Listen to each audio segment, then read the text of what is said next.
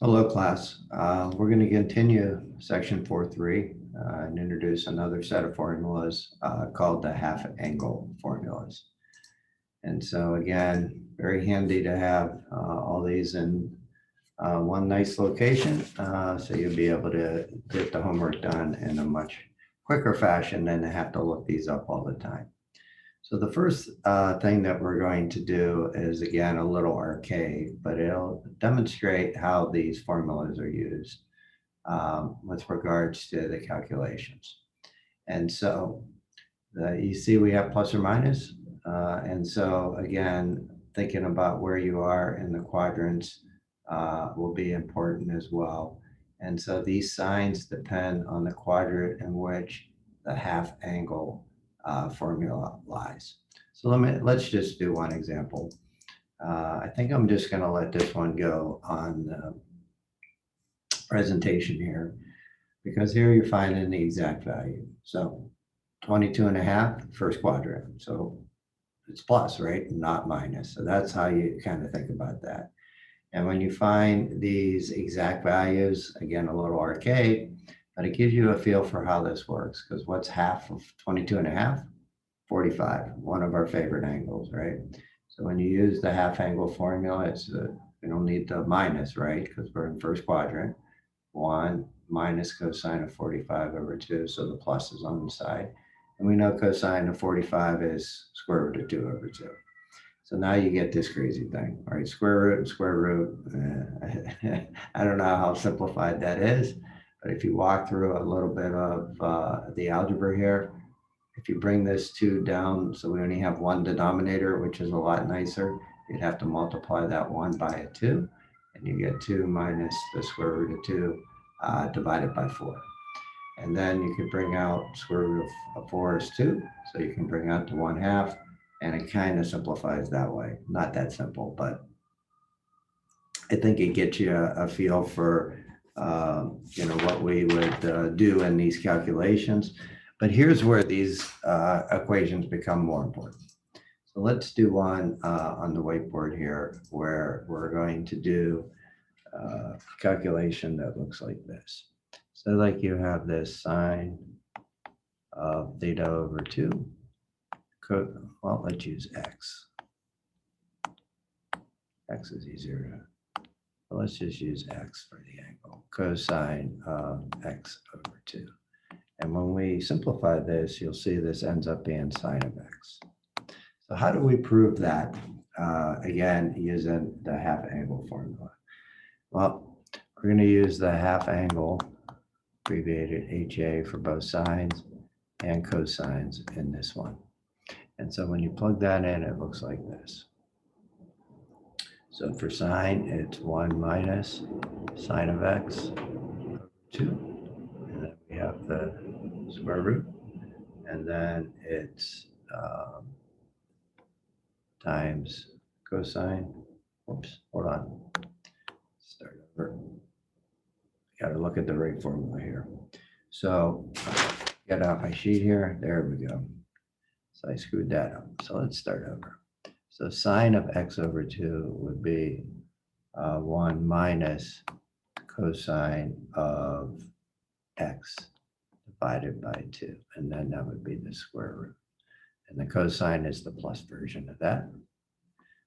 1 plus cosine squared of x, not squared, cosine of x divided by 2. And so when we do this calculation now, we take the next step and we have to do some algebra. So 2 times 2 is 4. So let's just do this here. And we have 4 on the bottom, and then we're going to have this crazy square root. So when you multiply the numerators together, you get 1 minus cosine of x plus cosine of x minus cosine squared of x. So it's just a little bit of algebra. And you can see these cancel. And what are we left with? 2. And now we have the square root of 1 minus cosine squared of x, all divided by 4. What does this equal? Well, by the Pythagorean identity, remember 1 minus cosine squared equals sine squared. So that would be 2 square root of sine squared of x, all divided by 4. So you have 2. Square root of sine squared is just sine, and the square root of 4 is 2. 2's cancel, and sine of x, QED. So you can see now we've combined 2 different forms of different identities. First one was the half angle, and then the second one, and probably the most important one, are the Pythagorean identities. So, excuse me. The last thing in this recorded lecture is let's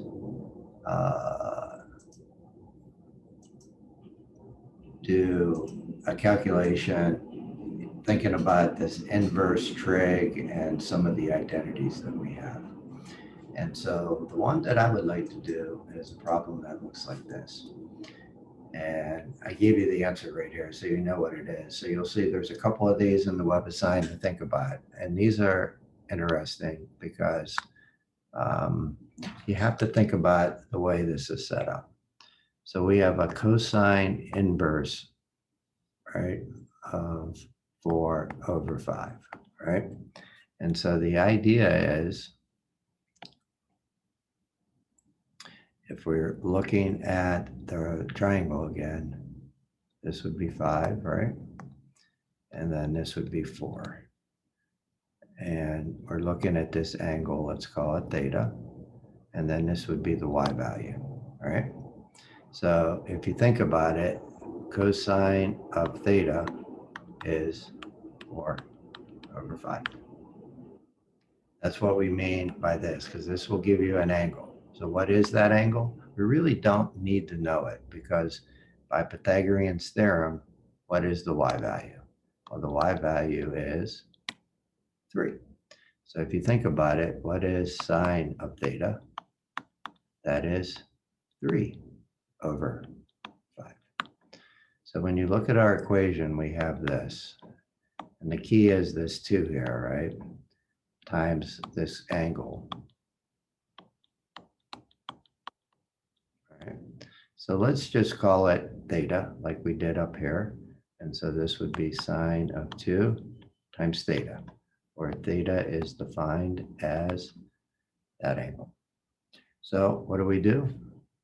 Let's look at the double angle formula, right?